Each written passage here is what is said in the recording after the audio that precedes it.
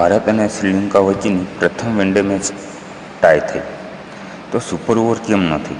તો આના વિશેની સંપૂર્ણ માહિતી આપણે આ વિડીયોના માધ્યમથી આપીશું, તો વિડીયોને અંત સુધી જોજો. તો ભારતને 15 બોલમાં 1 રનની જરૂર હતી અને અહીં ટીમની 2 વિકેટ બાકી હતી.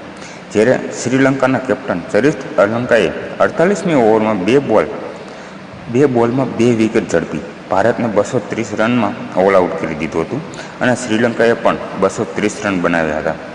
અસલંકાએ 48મી ઓવરમાં ચોથા બોલ પર શિવમ દુબેને LBW અને 5મા બોલ પર અર્શદીપ સિંહ જે LBW આઉટ કર્યો હતો અને ભારતની છેલ્લી વિકેટ અર્શદીપ હતી. ભારત તરફથી રોહિત શર્માએ 58 રન બનાવ્યા હતા અને શ્રીલંકા તરફથી વાનદી અસલંકાએ 3 વિકેટ લીધી હતી. હા, આપણે જોઈએ કે સુપર ઓવર કેમ ન થઈ.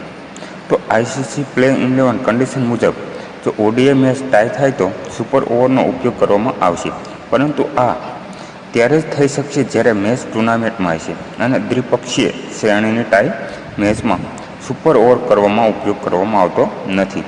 ભારત અને શ્રીલંકા હાલમાં 3 વનડે શ્રેણી રમી રહી હતા અને આ કારણોસર બંને વચ્ચે પ્રથમ ODI ટાઈ હોવા છતાં સુપર ઓવરનો ઉપયોગ કરવામાં આવ્યો નહોતો.